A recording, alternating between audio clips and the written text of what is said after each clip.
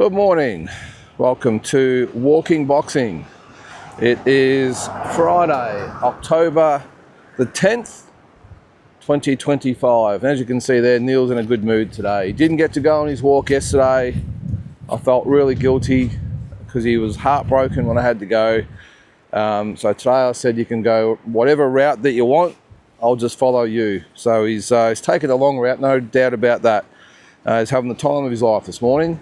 And we've got plenty of time. We haven't got much on today, just some office stuff. So no hurry, so he can take his time. So he's very, very happy, as you can see there. All right, on this day, we'll start with, and back in, we'll just cross the road here actually. We'll get across here. He wants to go across the road. He just crossed the other road, now he wants to come back. All right, he should be right there for a second. All right, 1962. Fighting Harada became the world flyweight champion with a knockout of Poon King Pech in 11 rounds. Now, of course, we all know Fighting Harada for fighting two Aussies, Johnny Famechon and Lionel Rose back in the day. Pretty sure Lionel Rose fought him first for the world bantamweight title in 1969. And I think Johnny Famechon might have been a couple of years after that. I would have to check, but from memory, that's what happened. This is where I need me mate Mike Altamore on board. He would know this off the top of his head. Anyway, that's what happened on this day. What else? Back in, where are we? 1987. I used to love this guy, another Mexican legend. Well, he hasn't really gone down as a legend, but if you're back in the day, you knew exactly who this guy was, and he was an absolute bloody champion. His name was Jose Luis Ramirez.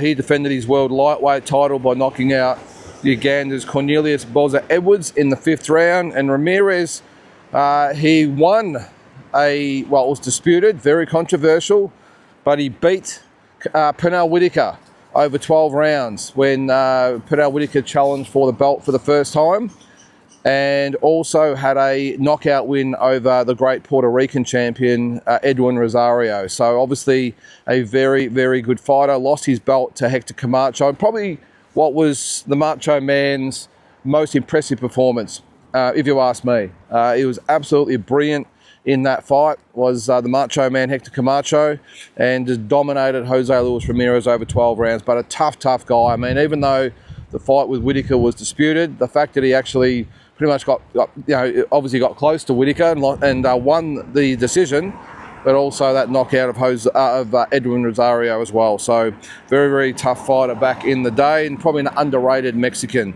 What else we got here? In 2015, Venezuela's Jorge Linares. We all know Jorge Linares, been in some big fights over the years. He defended his world lightweight title with a knockout of Mexico's Ivan Cano in the 4th round in Caracas, Venezuela. Come on, buddy, we're not going that way. We're going this way. No, you had your chance. We're not going back across again. So that is what happened on this day in boxing history, October the 10th. All right, what's going on at the moment? Well, we'll start with the Aussie scene. And Andrew Maloney will be back on November the 8th at the Malvern Town Hall in Melbourne. Now, I've promoted there many times at the Malvern Town Hall, and actually promoted Andrew and his brother Jason there numerous times. And look, I know the inevitable comments will come about what a massive step backwards it is from the MGM Grand in Las Vegas to the Malvern Town Hall, all that sort of stuff. But as I said yesterday, with Jason, as far as just getting back on the horse on the Jai Pataya and Sin Cara card on December the 6th. This is a similar situation. Andrew is now mandated to fight, or not mandated, he is the mandatory, and the others have been mandated to fight him. This is the, who was it? It was Garcia, Alberto Garcia, and whoever else is going to fight. Whatever it was, he's mandatory in a couple of different sanctioning bodies anyway. So this is purely just a fight to keep him ranked, keep him busy. He hasn't fought this year.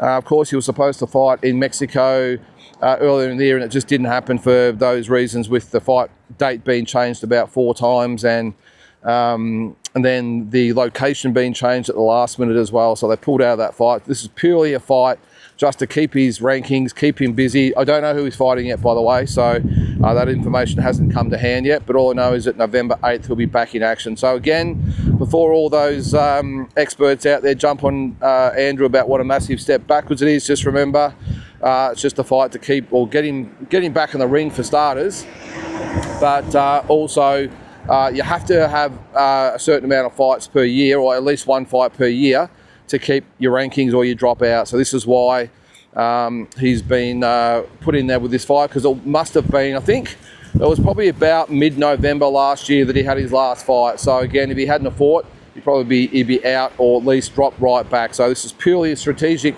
fight for Andrew while he keeps busy for a mandated world title shot next year. But I think it's going to be the second quarter of 2026, so between sort of March and June. So exciting times for Andrew and his brother Jason, who have been, in my opinion, two of the most sort of underappreciated Aussie fighters that we've had. They've always travelled, taken on the best in the world. Jason, of course, fought Inoue, and Andrew's fought Nakatani. Yeah, you can't really begrudge them any respect, I don't think, when they've just continually fought the best in the world. All right, what else is going on? Actually, I'll get to it in a second. I'll go back to that. I said that Boots Ennis and Lima this weekend, or Sima Lima, will be for the WBA interim title. So it's been elevated just from a non-title fight to an interim title fight. So with, what's the guy that's just won the WBA 154 pound? Is it Baralga, something like that? Anyway, I should have looked this up. Actually, while I do that, I'm gonna do that. It's got the better of me now. Where are the rankings? All right, so at 154, it is Abbas Barao, I think you pronounce it. So he's the newly crowned WBA champion after Terence Crawford vacated. So Boots Ennis is the number one. So I'm just looking to see where Lima is. He's number 8. All right, so 1 versus 8. And the winner will hold the interim belt, and of course probably get, excuse me, I just got something on my eye there, and will fight Abbas Barao next, you would think. Murtazaliev looks like he's going to fight Kelly. Fundora, of course, is fighting Thurman, and Zayas is probably the one that hasn't got a fight locked in at this stage. But it's funny because the top 3 fighters are Josh Kelly, Jaron or Boots Ennis, and Erickson Lubin, all with fights locked in against those other guys I mentioned. So number 4 is Sergey Bohachuk. He will be the mandatory, you would think, which would be a tough fight for Xander Zayas at this stage of his career. But that is what's happening this weekend. Now, I saw Joseph Parker. Now, of course, he's fighting October the 25th against Fabio Wardley. Really looking forward to that fight, by the way. I think it'll be a real war. I love Joseph Parker as a fighter, I really do. He was offered to, after he's finished with Fabio Wardley, to step in the ring with Moses Otama in December. Now, it's only a 7-week turnaround, so I strongly doubt it, even if it was a pretty easy win from Joseph Parker. But you get the impression that he wasn't joking. He was serious when he said it, and that's why I love Joseph Parker. I love fighters like Joseph Parker because they sort of break the trend or break the mold of the current day fighter. These elite fighters who fight once a year, can't really be bothered. And as I said the other day with someone like Terence Crawford or someone like that, I get that. I don't really like it, but I sort of get why they only fight once a year at their age.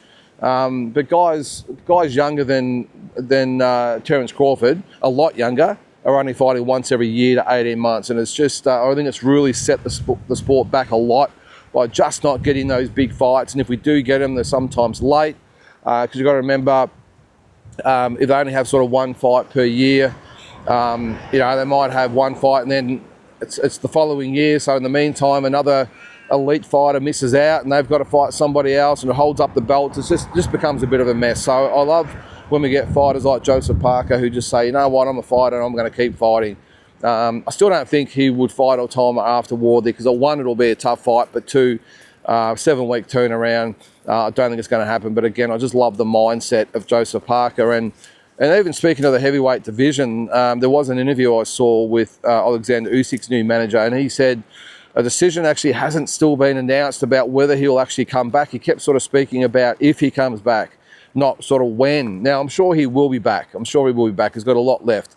But it just goes to show that, geez, if he does go, what is this going to do to the heavyweight division? And I think I said yesterday with Lawrence Okoli and Ajit Kabiel would fight for the WBC belt. The other, well, who are the other ones in the rankings at the moment? Let's have a quick look in the heavyweights. I think I went through this, didn't I? Anyway, I'll go through it again. So IBF would be Derek Chisora and Efe Ajagba.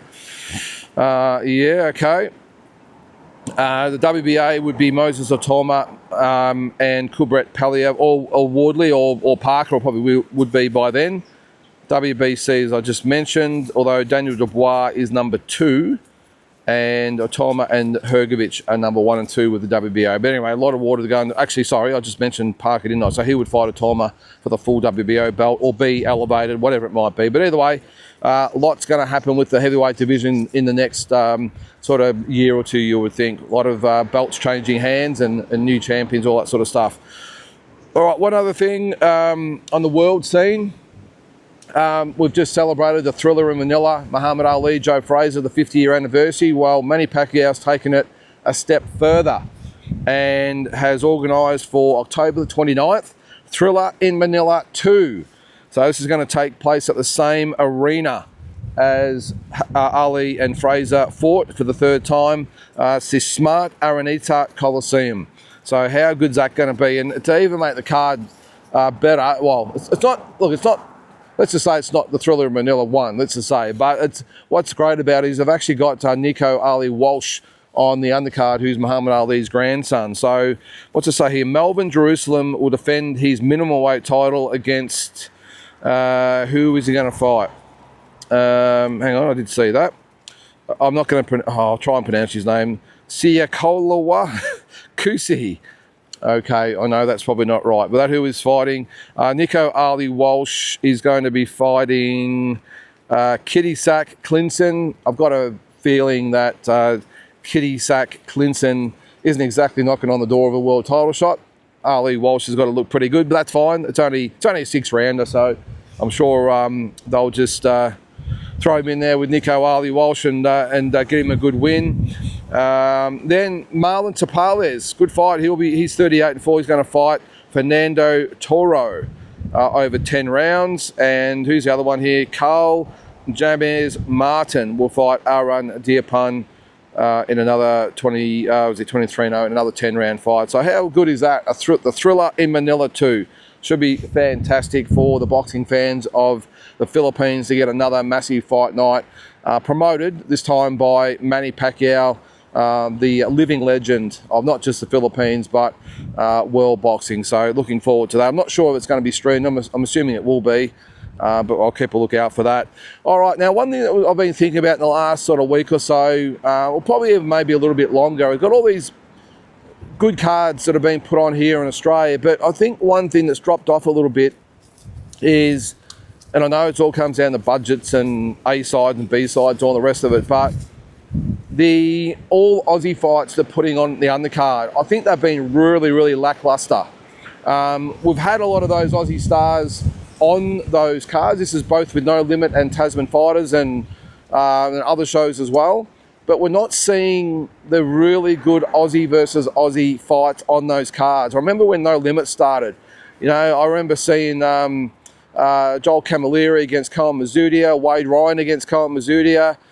Just some really, that's just to name a couple, but some really good all Aussie fights. Now, it seems like while we're still getting the guys on the A side, a lot of them have been either with imports or with just really low budget, low quality other Aussies. I don't want to say that about Aussie fighters, but I think you know where I'm getting at, where they're just being purely brought in as not just the B side, but probably the D side, really.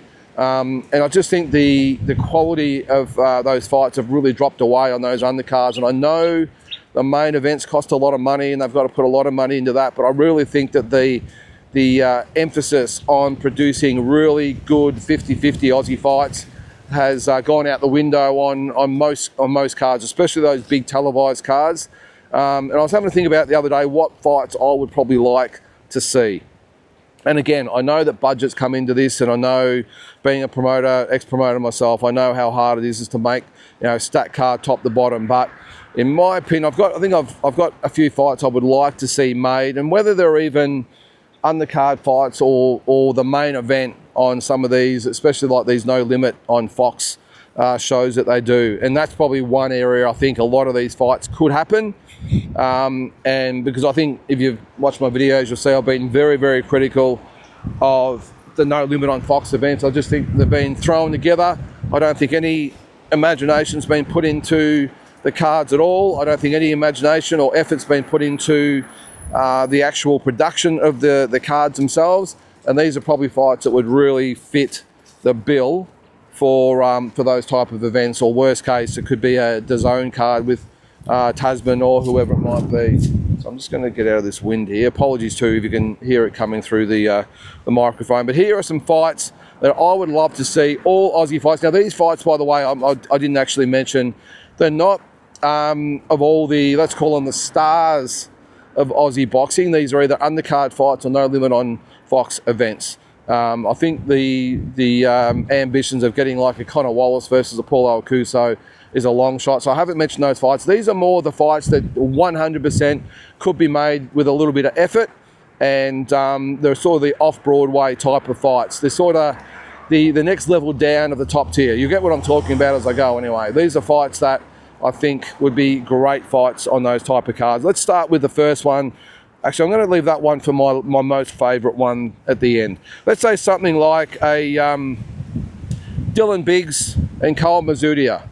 I think this would be a really, really good fight. Cole Mazzutia is honest as they come. Dylan Biggs is definitely a young up-and-comer. Both fighters have fought and lost to Nikita Tszyu, but both put in great efforts. And I think those two guys together would be a ripper fight. Who wins? I think Dylan Biggs would win the fight, but geez, Cole Mazzutia, never in a dull fight, always turns up, always gives an effort, is just an honest type of fighter. He's one of my favourite Aussie fighters actually, but I think Dylan Biggs would win that one. The next one sort of could be a long shot, we'll see, but someone like a Jack Bowen, Max Reeves, again, two really good young fighters, and someone like a Jack Bowen has shown a lot over the journey, but hasn't really been in any big fights, especially since he got beaten by Reynold Quinlan in that big upset a couple of years ago.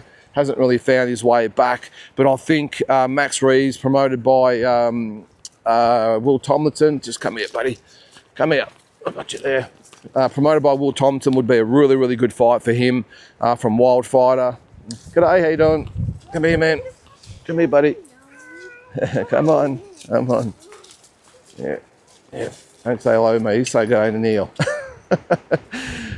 So anyway, that would be a good fight. Who wins? I'd back Jack Bowen to win that fight. Max Reeves' best win was against Jade Mitchell. That was about 3 years ago though, so I think Jack Bowen for me on that one.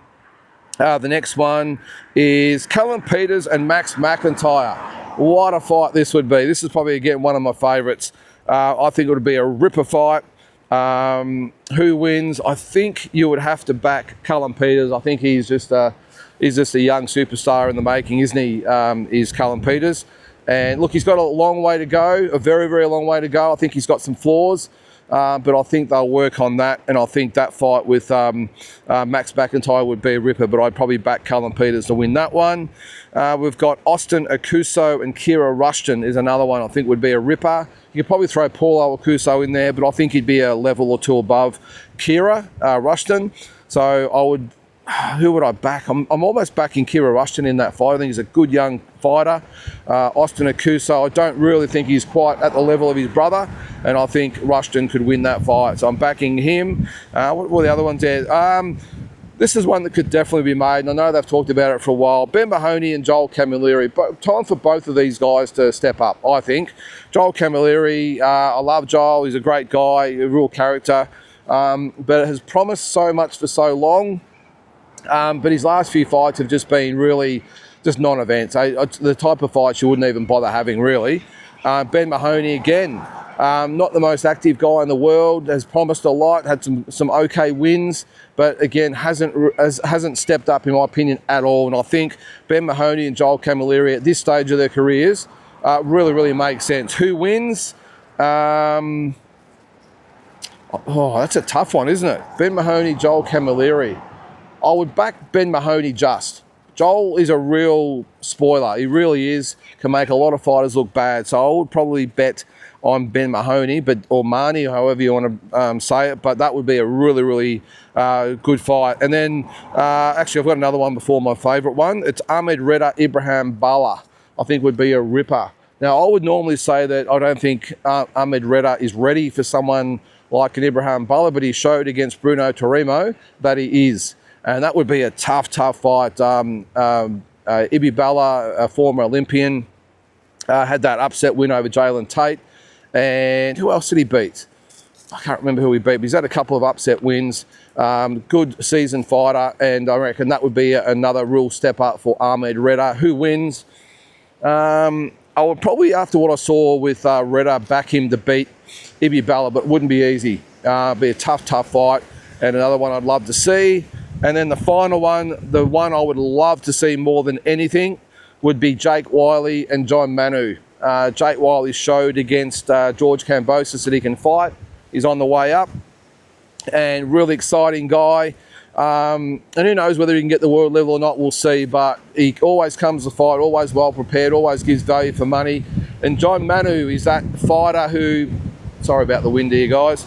And John Manu is the type of fighter who I think could really get to the world scene. I think he's super talented.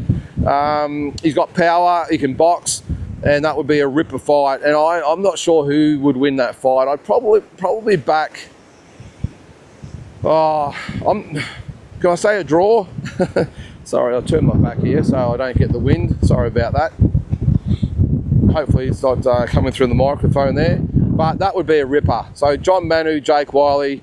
If you're listening, Steve Duller up in Queensland, who promotes and trains Jake Wiley, I reckon you can get that fight done, Steve. Come on, mate. Let's step up and put it on up there at the Fortitude Music Hall. I think it'd be fantastic.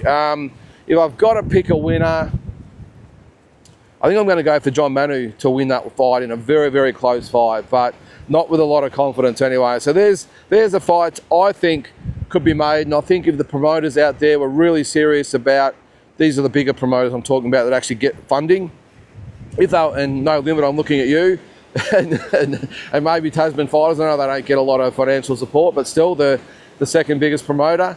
I would love to see those guys put their hands in the pocket and fork out, because I think sometimes the promoters sort of get a little bit lost in thinking that the fans just want to see the stars and that's it, and aren't too stressed about, well, not the stars, the up-and-coming prospects, and aren't too stressed about who they actually fight. And they spend a lot of money bringing in imports sometimes. They spend a lot of money on airfares, and they pay overs because they've got to come to the fighter's home country.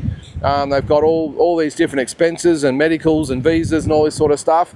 And sometimes that money could actually just be put into the purse of another Aussie fighter so it makes it worthwhile for them to accept it. So it just sort of surprises me sometimes that the promoters don't look at the big picture, and they'll spend $20,000 on getting a team over here from say South America or somewhere, and that $20,000 could have easily got the fight done with another Aussie. And I know it's about records and rankings and all that sort of stuff. But especially a couple of those fights there, I think it wouldn't really matter the result. They could either rebound or that would be the end of their careers, whatever it might be. But I think, as I said, the promoters can and should do a lot more in trying to make all Aussie fights, because there's a lot of excellent fights out there to be made. So give me your thoughts. What do you think? What fights would you have? Throw a few at me and I might mention them tomorrow. But in the meantime, guys, have an awesome Friday. We'll catch you tomorrow.